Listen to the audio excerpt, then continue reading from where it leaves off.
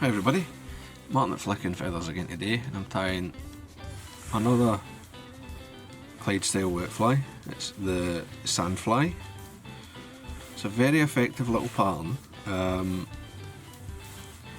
Where I come from in the west of Scotland, you're probably looking at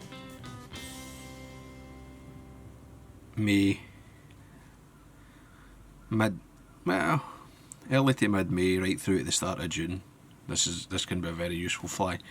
And then actually when there's willow flies around at the back end, it can be quite productive as well. So I've got my hook and my vise. This is a size 16. It's a Camazam B170, it's just a standard wet fly. And the size range you want for these is 14s to 18s, 16 being far and away the most useful. And I've just started some grey uni thread in 8/0. Now,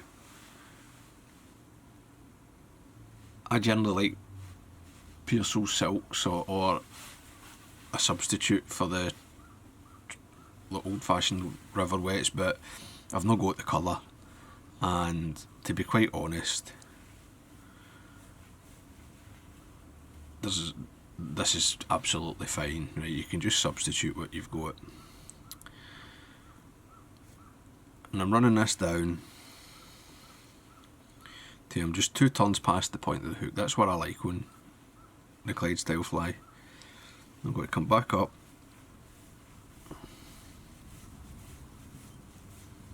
touching turns, nice even body. I'm going to stop an eye length back from the eye. I need this space for my wing, my hackle and my head, right? And then I'm just using the heat of my fingers. There's a wee bit of excess wax there. If you just press it, the heat of your fingers will melt the wax. You might take some excess away in your finger, which is not a bad thing for when you tie the wing, but it'll also sort of melt it and drive it into the thread, which protects the thread a bit. Wing is hen pheasant tail, and what I'm going to do is I'll just use my double needle, come in, I'll get a slip which will be about twice the width of my finished wing, and then I draw it out to sort of align the tips, and then I tear it away from the feather, because this keeps the quill clean, right? If you cut it, I sometimes find that sort of the butts interfere with your next fly or your next wing, so I like to tear it away to keep the quill clear, and then I'll just come in, trim the curly bits away. Now,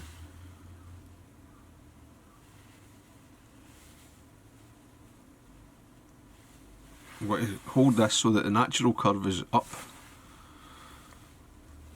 and hold it flat, and then I'm trying to do this on camera so you can see. I just come up and fold it upwards so that the fibres of the feather are curving in towards each other. That gives you not a bad wee wing. Now, this stuff splits anyway, but even though it splits, I like it to kind of tie in nicely. Now the length, I like it to come just to the back of the hook, like that. Some folk like it a wee bit longer, some folk a wee bit shorter. The fish don't care really. To my eye, the back of the hook's nice. So pinch and loop that in. See how we are for length. You can see the fibres have separated a wee bit. I wouldn't worry. Just sort of stroke them back in. And that'll do. I want my wing nice and low on this pattern. A couple of turns of thread just to secure. Trim away the waist. Come to the front. I'll tidy up.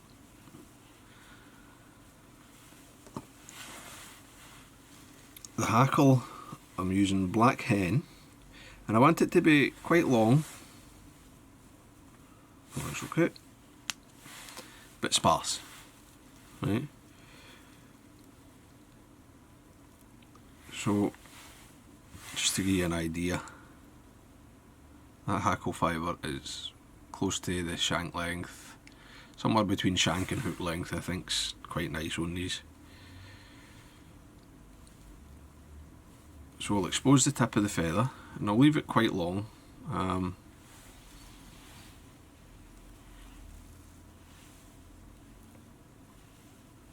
Catch it in with 2 turns of thread, fold it back, another 2 hidden back up the way. Now I'm just going to come in, get that tip. Keep your thread nice and tight, just pinch that away. And then I'm just going to use my fingers to very gently wind this. I prefer my hands if it's a small feather that I can hold. These wee hen necks, the cheap hen necks, have got very thin hackle stems and they break quite easily, so you're better to use your hands if you can. You don't want to use your genetic hens with the dense feather counts for the dense feather barbs for these, because quite simply they're too heavy. They're nice for loch style flies and streamers and that, but these wee sparse things, too much hackle. So that was just 1 turn. Just got to give my bobbin a twist to cord up the thread. It's a wee bit too flat for me there. And then I'll fold it back, 2 turns of thread is plenty. Catch that off and snap away the tip. And you can see there I've got a very sparsely hackled fly and my wee skinny wing. And the last thing to do then is just come in, use your whip finish to shape the head.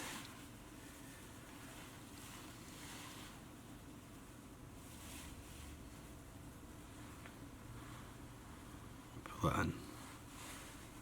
Support the hook and tighten that knot.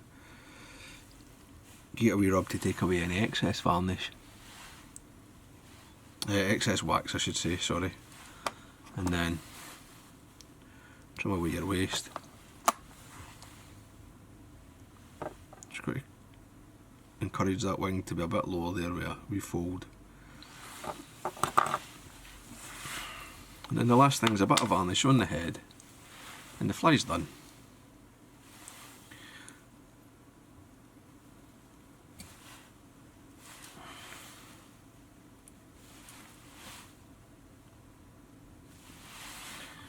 So there you go, that's the sandfly. Very, very effective, well worth having. Sparse, small, killer. So I hope that was useful, hope you enjoyed it. If you did, please remember to give me a thumbs up below and subscribe to the channel. Headlines guys, bye.